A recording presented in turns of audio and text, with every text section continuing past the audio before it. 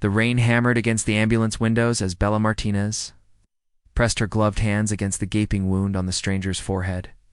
Blood seeped between her fingers, warm and relentless, while the sirens wailed through Manhattan's midnight chaos. "Stay with me," she whispered to the unconscious man whose designer suit was now ruined beyond recognition. His face, even pale and bloodied, held an aristocratic beauty that seemed out of place in the back of an emergency vehicle. "Come on, don't you dare die on me." The ambulance lurched around a corner, and Bella's hand slipped. More blood, always more blood. She'd been pulling double shifts at Brooklyn General for 3 years, but something about this man made her heart race in a way that had nothing to do with the medical emergency. "Quarterly reports," he mumbled suddenly, his steel-gray eyes fluttering open. "The merger needs to close by Friday." "Sir, you've been in an accident? Try to stay still." Bella applied fresh pressure to the wound, noting how his expensive cologne still lingered despite the metallic smell of blood. "Stock prices," he continued, delirious. "Can't let Hartman win the bid?" Even unconscious and bleeding, he was talking about business. Bella had never met anyone so consumed by work that it invaded their trauma-induced delirium. Who was this man? The ambulance doors burst open at the hospital, and within seconds, he was whisked away to surgery. Bella stood in the fluorescent-lit hallway, her scrub stained crimson, watching the trauma team disappear behind heavy doors. She should have felt relief that her job was done. Instead, she felt an inexplicable emptiness. 2 weeks later, Bella stared at the job posting that Rosa had thrust into her hands. Private nurse position. 6 months. Compensation. $800,000. "This has to be a typo," Bella said, reading the figure again. "Nobody pays this much for basic nursing care," Rosa laughed, nearly spilling her coffee across Bella's cramped Brooklyn apartment. "Girl, for that money, I'd nurse the devil himself back to health." The address caught Bella's attention. Upper East Side, the same area where the accident had happened. A strange coincidence, but then again, Manhattan was full of wealthy people, with more money than sense. "The previous applicants all quit within the first week," Rosa continued, scanning the job description. "Client is described as challenging and requires someone with exceptional patience." Bella looked around her tiny apartment with its peeling wallpaper and secondhand furniture. Last month, she'd eaten nothing but ramen noodles for 5 days, because she'd spent her grocery money on her nephew's birthday present. The hospital paid barely enough to cover rent, and her student loans were suffocating her dreams of ever having a real life. "What's the worst that could happen?" she muttered. 3 hours later, Bella stood before the most intimidating mansion she'd ever seen. Blackwood Manor rose from the sidewalk like a fortress of old money and older secrets. "Oh, nameplate!" Gleamed in the afternoon sun, and suddenly her heart stopped. Blackwood. She remembered the name from the accident report. Charles Blackwood, age 32, CEO of Blackwood Industries.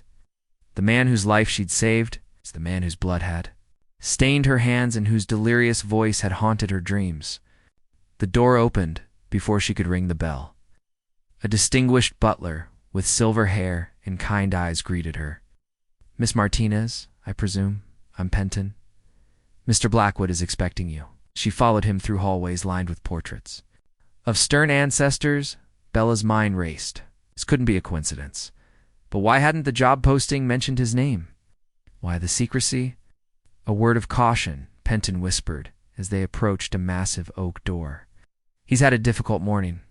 The previous nurse left rather suddenly." "What happened?" "Let's just say Mr. Blackwood has very specific expectations about his care." Penton knocked and announced her arrival.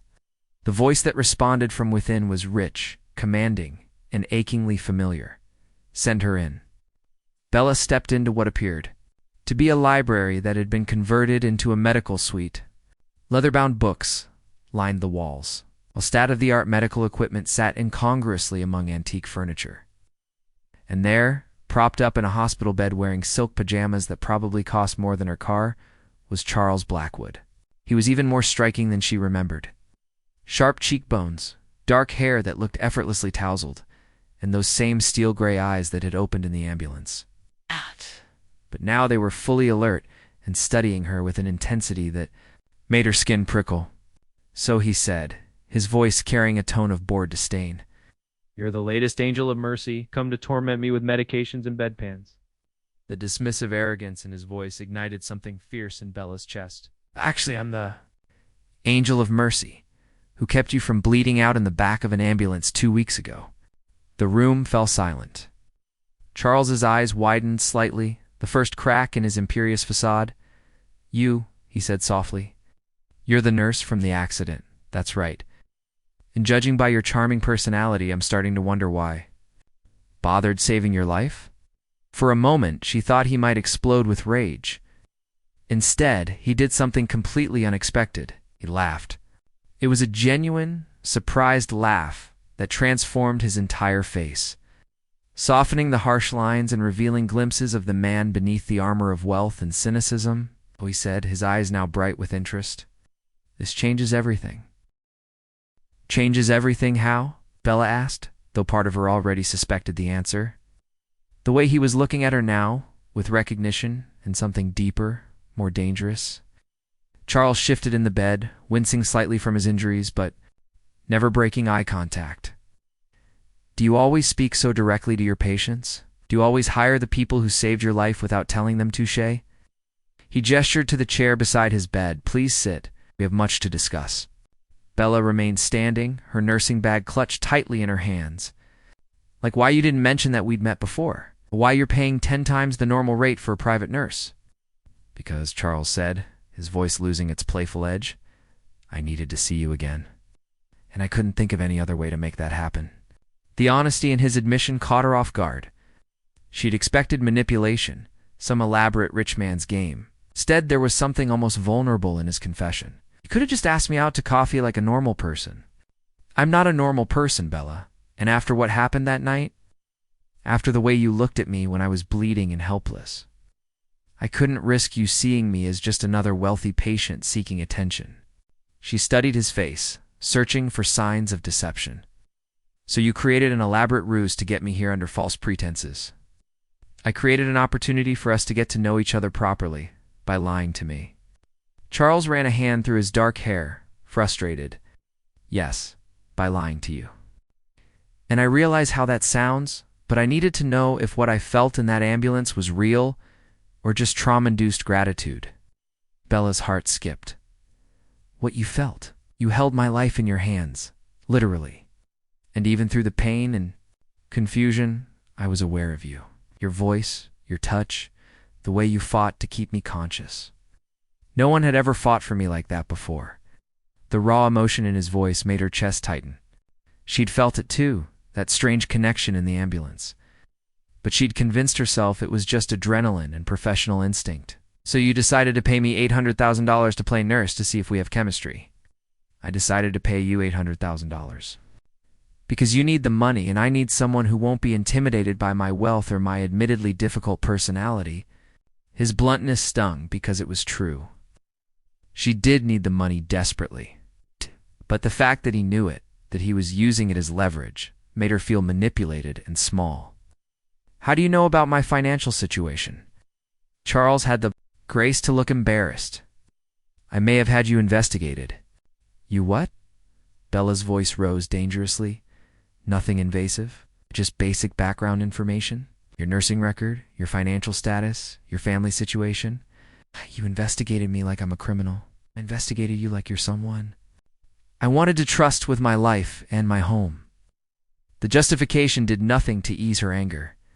"You have no right to pry into my private life. You're absolutely right, and I apologize.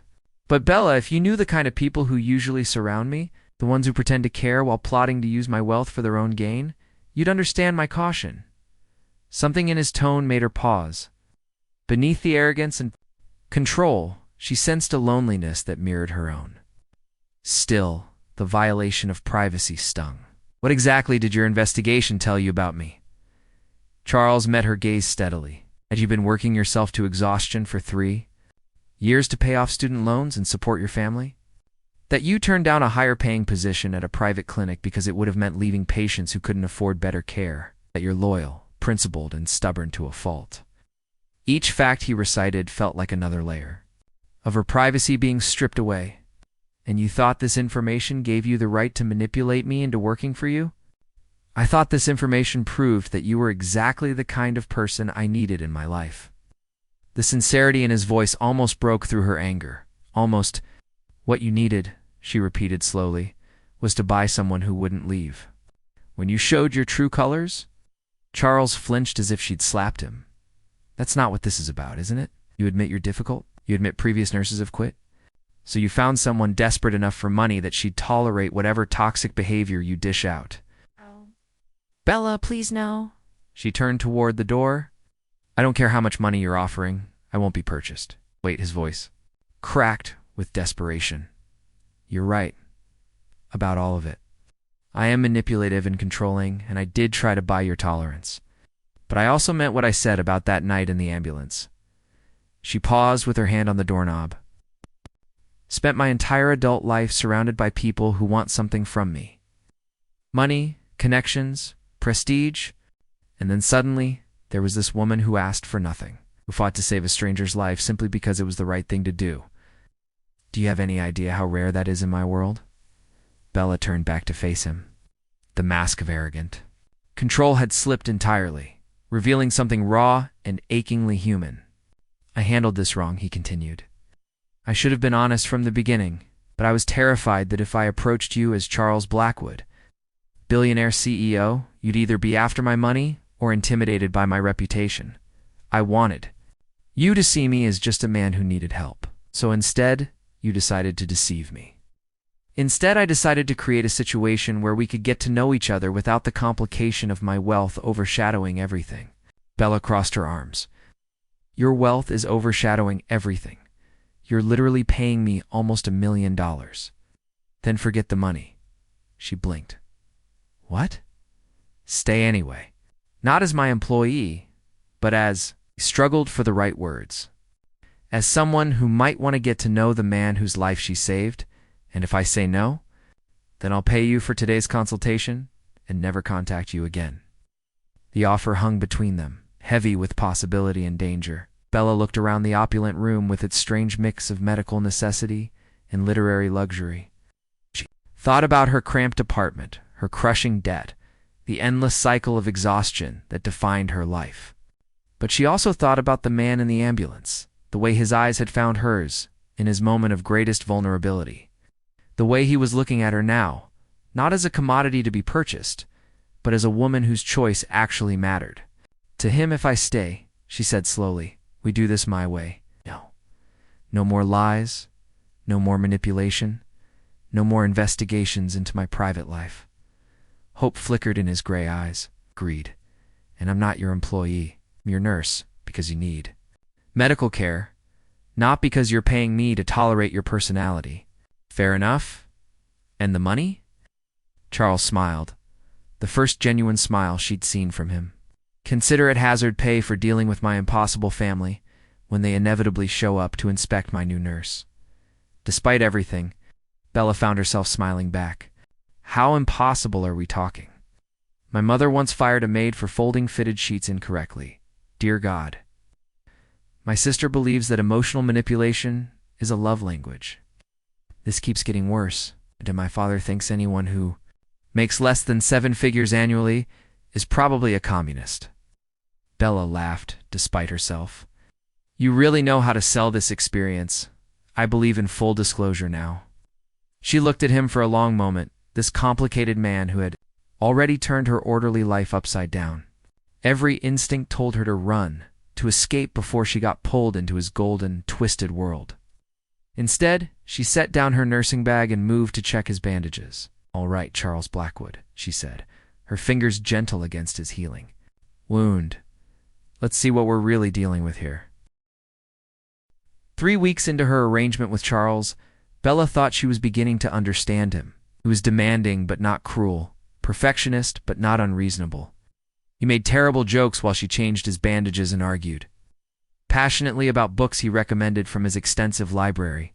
She was starting to see glimpses of the man beneath the fortune, and what she saw both intrigued and terrified her. Then his family arrived. Bella was in the kitchen preparing Charles's lunch when the front door burst open without warning. Heard voices in the foyer, imperious and sharp, cutting through the mansion's usual quiet. Where is this nurse we've heard so much about? The woman's voice carried the kind of authority that came from generations of inherited power. I'm sure she's adequate, Mother.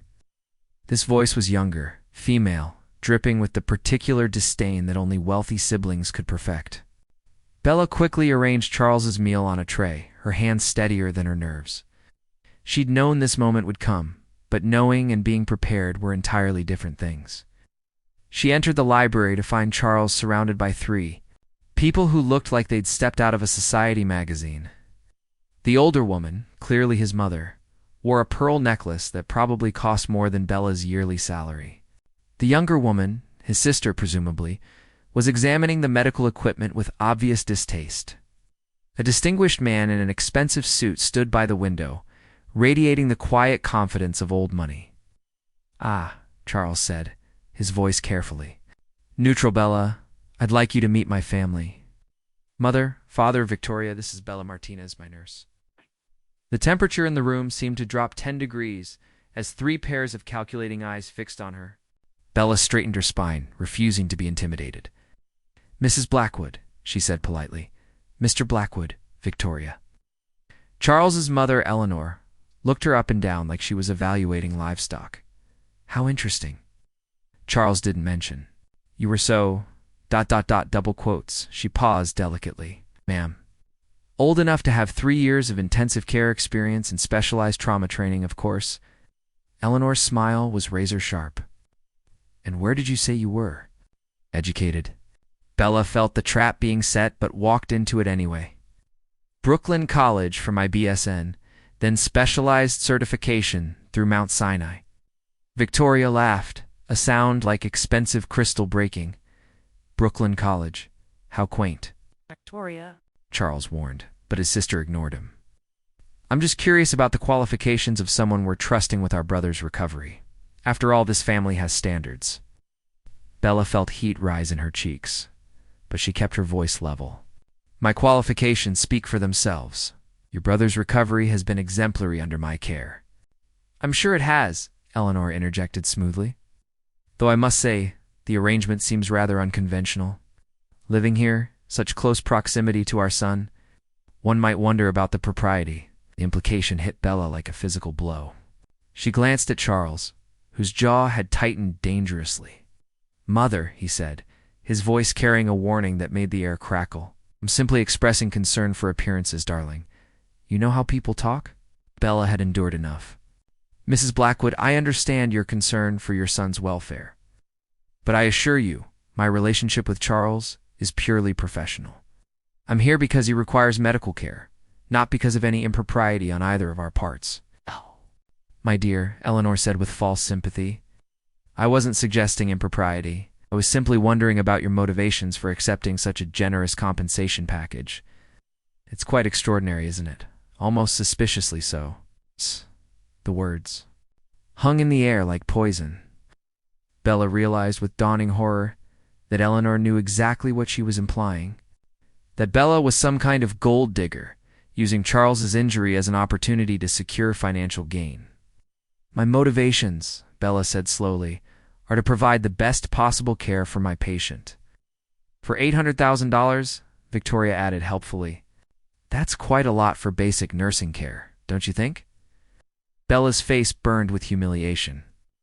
The money that had seemed like salvation now felt like evidence of her supposed greed. She could feel Charles watching her, but she couldn't meet his eyes.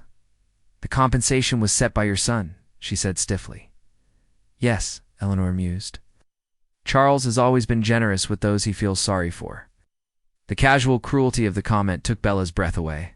She looked at Charles then, expecting him to defend her, to tell his family that their relationship was more complex than they understood.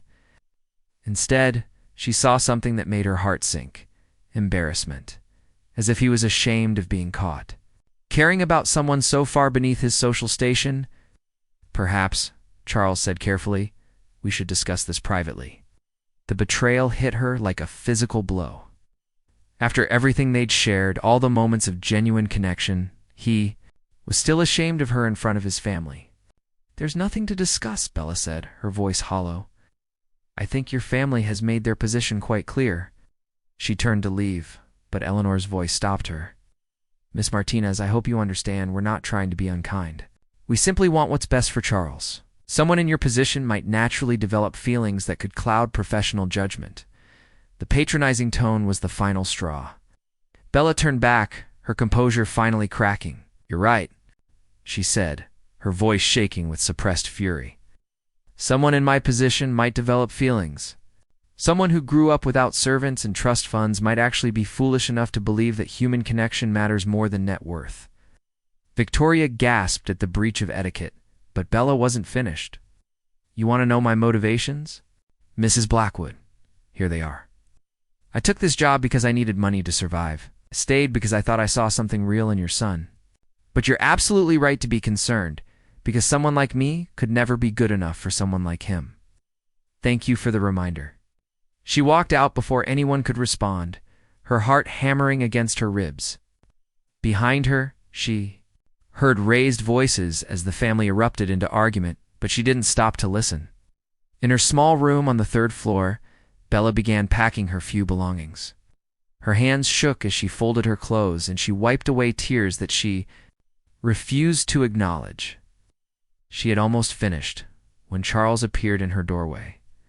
Bella, please. Let me explain. She didn't look up from her suitcase. There's nothing to explain. Your family made it perfectly clear where I stand. My family are snobs and elitists who judge everyone by their bank accounts. Their opinion doesn't matter to me. Doesn't it? She finally met his eyes, and he flinched at what he saw there. Because from where I was standing, you looked pretty embarrassed to be associated with the help. It's not what happened. Then what did happen, Charles? Because when your family attacked me, when they made it clear that they think I'm some kind of opportunistic gold digger, you said nothing. You just sat there, looking uncomfortable, like you wished I would disappear. Charles stepped into the room, his face etched with regret. I was trying to handle the situation diplomatically. Diplomatically? She laughed bitterly. Is that, what do you call, throwing me to the wolves? I was trying to protect you from making it worse. Worse for whom? For me? Or for you? The question hung between them like an accusation. Charles opened his mouth to answer, then closed it again, and in that moment of hesitation, Bella saw the truth. I see, she said softly. It would be worse for you, wouldn't it? Charles Blackwood, CEO and heir to billions, caught slumming with the hired help. That's not fair, isn't it? She sipped up her suitcase with more force than necessary. Your mother was right about one thing. We're from different worlds, and I was stupid to think that could ever change. Bella, please don't do this. Don't let them drive you away. They're not driving me away, Charles. You are. She moved toward the door, but he blocked her path. What do you want me to do? He asked desperately. Cut ties with my family? Publicly humiliate them? They're difficult, but they're still my family. I want you to choose, she said simply. Them or me? Your comfortable world of wealth and social expectations? Or the messy reality of caring about someone who doesn't fit into your predetermined life? It's not that simple. It's exactly that simple. Either what we have means something to you, or it doesn't. Charles stared at her for a long moment, conflict written across his features. She could see him weighing options, calculating costs, trying to find a solution that wouldn't require him to sacrifice anything. And in that calculation, she found her answer. Goodbye, Charles, she said quietly, stepping around him toward the door. This time he didn't try to stop her. 2 months passed in a blur of double shifts and sleepless nights. Bella threw herself back into her old life at Brooklyn General, picking up every available hour to distract herself from the aching void that Charles turned to face Bella his. Voice softened. Booch lost none of its determination. Bella, I know I hurt you. I know I failed you when you needed me to stand up for us. But I'm standing up now, and I need you to know that you're not some temporary distraction or rebellious phase. You're the first real thing that's happened to me in years. Bella felt tears threatening, but she kept her voice steady. Charles, you don't have to do this for me. I'm not doing it for you. I'm doing it for us. It's for the possibility of building something real together, even if it means losing everything else. Eleanor stepped forward, her voice sharp with desperation. If you pursue this relationship, you'll be cut off from the family fortune. You'll lose your position at the company, your inheritance, everything we've built. The threat hung in the air like a sword. Charles looked at his mother, then at his father and sister, seeing them clearly for perhaps the first time in his life. Then I guess I'll have to learn to live like everyone else, he said quietly. Starting with figuring out how to make scrambled eggs properly. Despite everything, Bella found herself smiling through her tears at the reference to their kitchen. Disaster weeks ago, Eleanor's face went white with rage. It would throw away generations of family legacy for a nurse from Brooklyn. I would throw it away for a chance at genuine happiness with a woman who saw value in me when I had nothing. To offer but blood and vulnerability? The finality in his voice seemed to break something in Eleanor. She drew herself up to her full height, every inch the society matriarch. If you make this choice, Charles, there's no coming back. We won't be there to catch you when this infatuation ends and you realize what you've lost. I understand, do you? Victoria's voice was shrill with disbelief. Do you really understand what you're giving up? It's the houses, the cars, the private jets, the social connections. For someone who saved my life, Charles interrupted. Who challenged me to be better than I was. Who made me laugh and made me think and made me feel like maybe I was worth saving. He looked directly at Bella, his gray eyes fierce with conviction. Someone who made me realize that all the money and status in the world mean nothing if you're too afraid to fight for what really matters. Eleanor gathered her dignity around her like armor. Very well. When you come to your senses, don't expect us to welcome you back with open arms. She swept from the room, followed by Victoria and Mr. Blackwood. Only Victoria paused at the door, looking back with something that might have been regret. I hope she's worth it, Charles. She is, he said simply. When they were alone, Bella approached the bed slowly, her heart hammering against her ribs. You just gave up everything for me. I gave up everything that was keeping me from becoming the man you deserved. Charles, what if this doesn't work? What if we're too different, or the pressure is too much? Or he reached out and took her hand, his fingers warm and sure around hers. Then we'll have tried, we'll have been brave enough to choose love over fear, connection over comfort. And that will be more than most people ever have.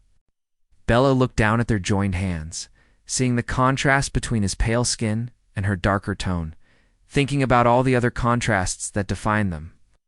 Rich and poor, privileged and struggling, protected and exposed.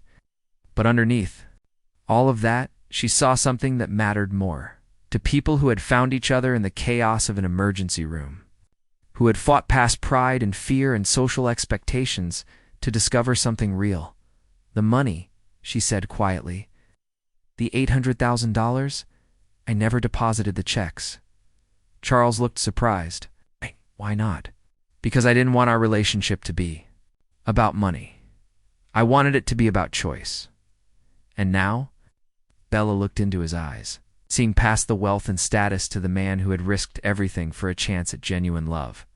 Now I choose you, she said simply. Not your money, not your status, not the security you could provide, just you.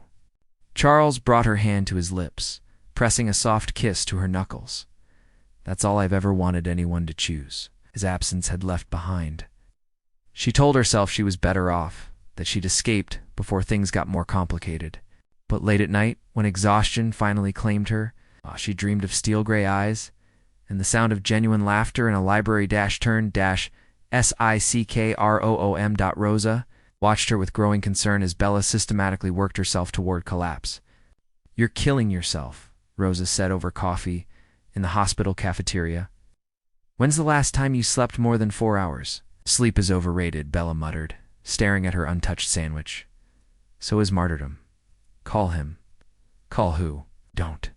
Play dumb with me, girl. You've been miserable since you left that mansion.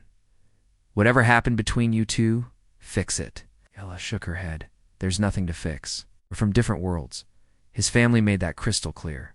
Since when do you let other people decide what's best for you? Before Bella could answer, her phone buzzed with a text from an unknown number. Her heart stopped when she read it. Charles was in another accident. He's asking for you. Please come. Penton, the phone slipped from Bella's trembling fingers. Rosa read the message over her shoulder and was already grabbing her jacket. Come on, Rosa said. I'm driving. The ride to Manhattan passed in a haze of panic and regret. Bella's mind raced with terrible possibilities. Long? What if their last conversation, full of anger and hurt, was all they'd ever have? At the hospital, Penton met them in the waiting room. The distinguished butler looked haggard, older than she remembered. Miss Martinez, thank God you came. He's been asking for you since he regained consciousness. What happened? Another car accident. Not as severe as the first, but he's refusing treatment from anyone except you, the doctors are concerned about. Potential complications from his previous head injury. Bella's professional instincts kicked in, pushing aside her personal turmoil. Where is he? Room 314. But Miss Martinez, you should know that his family is here as well. Bella's steps faltered. The memory of Eleanor's cruel words and Charles's silence still stung like an open wound. I don't care about his family, she said finally. I care about my patient. She found Charles propped up in a hospital bed, his dark hair contrasting starkly with the white bandage wrapped around his head. He looked pale and vulnerable, nothing like the commanding CEO she'd first met. When he saw her, relief flooded his features. Bella, he breathed. You came. I'm a nurse, she said, moving to check his chart. That's what I do. Her professional demeanor was a shield against the emotions threatening to overwhelm her. Charles watched her work, noting the careful distance she maintained, the way she avoided meeting his eyes directly. The doctor said, you've been refusing treatment. I wanted someone I trusted taking care of me. Charles, you can't make medical decisions based on personal feelings. Any qualified nurse could. I don't want any qualified nurse. I want you. The raw honesty in his voice cracked her composure, but she forced herself to remain clinical. Happened? I was distracted, thinking about you, about what I should have said, what I should have done differently. I ran a red light and hit a delivery truck. Bella's hand stilled on his the fourth line. You could have been killed, so maybe that would have been better. Don't you dare say that. The words exploded from her before she could stop them. Don't you dare minimize your life because you're feeling sorry for yourself. Charles smiled weakly. There's the fire I've been missing. Before Bella could respond, the door opened and Eleanor Blackwood swept in, followed by Victoria and Mr. Blackwood. The temperature in the room dropped as 3 pairs of hostile eyes fixed on Bella. I see the help has returned, Victoria said icily. Victoria, that's enough. Charles's voice carried a strength that contradicted his weakened state. Is it, darling? Eleanor approached the bed, pointedly ignoring Bella. We were told you were, refusing proper medical care. This is hardly the time for dramatics. Receiving excellent care from a highly qualified professional. From a woman who walked out on you without notice, Eleanor countered. Hardly the behavior of someone trustworthy. Bella felt the familiar humiliation rising, but Charles's voice cut through it like steel. She left because you were unspeakably cruel to her. Because you treated someone I care about like garbage, and I was too much of a coward to defend her. The words hung in the air like a declaration of war.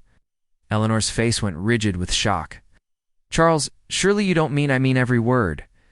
Bella left because I chose your approval over her feelings, because I was more concerned with avoiding family drama than protecting someone who deserved better from me. Bella stared at him, hardly daring to believe what she was hearing. You're upset, Eleanor said carefully. The accident has affected your judgment. My judgment has never been clearer. Charles struggled to sit up straighter, his eyes never leaving his mother's face. For 32 years, I've lived my life according to your expectations. I've dated women you approved of, made business decisions that enhanced the family reputation, surrounded myself with people who met your social standards. And you know what it's gotten me? A life so empty that I had to pay someone to care about me. Charles, Victoria protested, you're being ridiculous. When's the last time any of you visited me because you wanted to spend time with me? Not because you needed something. When's the last time you asked about my happiness instead of my stock portfolio? The questions landed like physical blows. Leonore's composure began to crack. We only want what's best for you. No, you want what's best for the family name and the family fortune. Now my happiness has never factored into your calculations. 1 year later, Bella stood in the kitchen of their modest apartment in Brooklyn, watching Charles attempt to flip pancakes with the concentrated intensity he once reserved for hostile corporate takeovers. His technique had improved considerably. Since those first disastrous attempts at scrambled eggs, though he still approached cooking like it was a complex scientific experiment. The key, he said seriously, wielding the spatula like a precision instrument, is understanding the thermal dynamics of the batter in relation to the pan's surface temperature. Or, Bella said, sliding her arms around his waist from behind, you could just flip it when the edges look set and the surface starts bubbling. That's far too imprecise. She laughed against his shoulder, still amazed by how domestic bliss looked on him. Gone were the silk pajamas and the army of servants. Charles now wore faded jeans and a paint-stained t-shirt from their weekend project of refinishing second-hand furniture. His hair was longer, less perfectly styled, and there were laugh lines around his eyes that hadn't been there when they first met. Your pancake is burning, she pointed out gently. Charles swore under his breath and flipped it quickly, revealing a slightly charred underside. Thermal dynamics are more complex than I anticipated. I'll make the next batch. You handle the coffee. They moved around each other in the small kitchen with practiced ease. A choreography developed over months of learning to share space and compromise on everything from breakfast preferences to thermostat settings. It hadn't been easy. Charles had struggled with the transition from pampered heir to ordinary citizen, while Bella had battled her own insecurities about whether their love could survive outside the dramatic circumstances that had brought them together. The first few months had been particularly challenging. Charles's trust fund had been frozen within days of his confrontation with his family, and he'd been quietly forced out of his position at Blackwood Industries. Watching him grapple with rejection and financial uncertainty had been painful, but it had also revealed depths of character that his privileged upbringing had never tested. He'd taken a position at a smaller investment firm, earning a fraction of his previous salary but finding satisfaction in building something based on merit rather than inheritance. Bella had returned to nursing, this time at a community clinic in their neighborhood, working with patients who reminded her daily why she'd chosen her profession in the first place. Their apartment was tiny compared to his former mansion, furnished with items from thrift stores and estate sales that Charles approached with the same enthusiasm he'd once reserved for rare book acquisitions. He'd discovered a talent for refinishing furniture and an unexpected joy in creating something beautiful with his hands. Mail's here, Charles announced, returning from the hallway with a stack of envelopes. Most were bills or advertisements, but one envelope bore the elegant letterhead of a law firm that made Bella's stomach clench with anxiety. It's from your family's attorneys, she said. Recognizing the return address, Charles took the letter with steady hands, though she noticed the slight tension in his shoulders. They'd heard nothing from the Blackwoods since that day in the hospital, and Bella had learned not to ask about the silence. She knew it hurt him more than he admitted, but she also knew that his choice had been final and absolute. He opened the envelope and read silently, its expression unreadable. When he finished, he set the letter on their small dining table and looked at her with an odd mixture of sadness and relief. My father died last week, he said quietly. Heart attack. Bella felt her own heart clench. Despite everything that had happened, she knew Charles had loved his father in his complicated way. Charles, I'm so sorry. He nodded, accepting her embrace, but remaining still in her arms. The funeral was 3 days ago. The words hit her like a physical blow. His family hadn't even told him his father was sick, let alone invited him to the funeral. The cruelty of it took her breath away. What else does the letter say? He left me something. A trust fund that was apparently set up when I was born, separate from the family holdings. Something they couldn't touch when they cut me off. Bella pulled back to look at his face. How much? Enough to buy back the mansion, Enough to live like a Blackwood again if I wanted to. The possibility hung between them like a test. Bella knew that part of Charles missed his old life, the security and comfort that wealth provided. She wouldn't blame him if he wanted to reclaim some of what he'd lost. "Do you want to?" she asked carefully. Charles looked around their tiny kitchen, with its mismatched appliances and secondhand table. Then he looked at her, still in her scrubs from the night shift, her hair pulled back in a messy ponytail, no makeup, no designer clothes, no resemblance to the society women he'd once dated. "No," he said with quiet certainty. "I don't want any of it, Charles. You don't have to choose poverty to prove your love for me. I'm not choosing poverty. I'm choosing authenticity. I'm choosing a life where my worth isn't measured by my bank account and my relationships aren't transactional." He cupped her face in his hands. "I'm choosing the woman who saved my life and then saved my soul." Bella felt tears prick her eyes. "What will you do with the money?" "I have some ideas. It's a community clinic not far from here that's been struggling with funding. And I've been thinking about starting a scholarship program for nursing students who can't afford their education." Of course he had. Even with unexpected wealth, his first thoughts were of helping others. It was one of the things she loved most about the man he'd become. "Your family will probably contest the will. Let them." The trust was ironclad, according to the lawyers. My father might not have approved of my choices, but apparently he respected my right to make them. Later that evening, they sat on their fire escape, sharing a bottle of wine and watching the Brooklyn skyline. The city sprawled before them, full of ordinary people living extraordinary lives in small apartments in crowded neighborhoods. "Do you ever regret it?" Bella asked. "Giving up your old life?"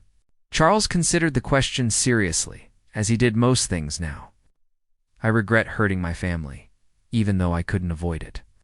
I regret that my father died before we could find a way to understand each other. But I don't regret choosing you. I don't regret choosing us, even when the plumbing breaks and you have to fix it yourself. Especially then. Do you know how satisfying it is to solve a problem with your own hands instead of just throwing money at it?" Bella laughed, remembering his pride when he'd successfully unclogged their bathroom sink the previous month. "What about you?" he asked. "Do you ever wonder what would have happened if you'd taken that job with the private clinic instead of coming to work for me?" "Every day," she admitted. "But then I remember that I might never have met the man who argues with pancakes and reads medical journals for fun." "I do not argue with pancakes." "You absolutely do. I've heard you giving them stern lectures about proper bubble formation." Charles laughed, the sound warm and unguarded in the evening air. A year ago, he would never have laughed at himself. A year ago, he would never have allowed anyone to see him as anything less than perfect. "Bella," he said, his voice growing serious, "there's something I've been wanting to ask you." Her heart skipped, but she kept her tone light. "If it's about the pancakes, I already told you, the secret is medium heat and patience." "It's not about pancakes." He turned to face her fully, and she saw something in his eyes that made her breath catch. "It's about the rest of our lives." He reached into his pocket and pulled out a small velvet box. Not the massive, ostentatious ring a Blackwood heir might have once purchased, but something simple and beautiful and perfectly suited to the life they'd built together. "I know I don't have much to offer you anymore," he said, his voice slightly rough with emotion. "No mansion, no private jets, no guarantees of financial security. It's just me, and a promise to love you exactly as you are for as long as I'm breathing." Bella looked at the ring, then at the man holding it. The same man who had been bleeding and vulnerable in the back of an ambulance, would have fought past his own fears and limitations to become someone worthy of the love he was asking for. "Charles Blackwood," she said softly, "are you proposing to me on a fire escape in Brooklyn? Is that too ordinary for you?" She thought about crystal chandeliers and marble floors, about what a proposal might have looked like in his old world. Then she looked around at their tiny balcony with its potted plants and string lights, at the honest life they'd built together from nothing but choice and determination. "It's perfect," she said, and meant it. "Is that a yes?" Instead of answering with words, she kissed him. Long and deep and full of promise, tasting like wine and laughter and the future they would build together when they finally broke apart. Charles slipped the ring onto her finger with hands that shook slightly, It fit perfectly, as if it had been waiting for her all along. So what happens now? Bella asked, admiring the way the ring caught the light from their apartment window. We figure out how to plan a wedding on a budget, Charles said. And I learned to make a decent wedding cake, because I refuse to pay caterers when I can do it myself. Can't even make pancakes without a lecture series. Wedding cakes are just large tiered pancakes with decorative elements. Bella laughed, until her sides hurt, thinking about the man who had once commanded boardrooms and now wanted to make their wedding cake by hand. I love you, she said when she could breathe again. I love that you think wedding cakes are just fancy pancakes. I love that you read nursing journals and argue with kitchen appliances and gave up everything for a chance at something real. I love you too, Charles said, pulling her close. I love that you saved my life twice, once in an ambulance, and once when you walked into my library and refused to be intimidated by my attitude or my money. They sat in comfortable silence, watching the city lights twinkle like earthbound stars. Somewhere in Manhattan, the Blackwood mansion stood empty and cold, full of expensive things and empty of love. Somewhere in the Upper East Side, Eleanor and Victoria were probably plotting their next social maneuver, calculating worth in dollars and connections. But here, on a fire escape in Brooklyn, two people who had found each other in the chaos of an emergency room were planning a future, built on something more valuable than money or status or social approval. They were building it on choice, on the daily decision to love each other exactly as they were, flaws and strengths and ordinary, human complications included. And, as Bella looked at the ring on her finger and the man beside her, she knew with absolute certainty that she had made the right choice they both had. The end asterisk. Like this video, if the story touched your heart, subscribe for more emotional tales, and share with someone who believes in the power of true love. Let us know in the comments. We love connecting with our global community of romance lovers.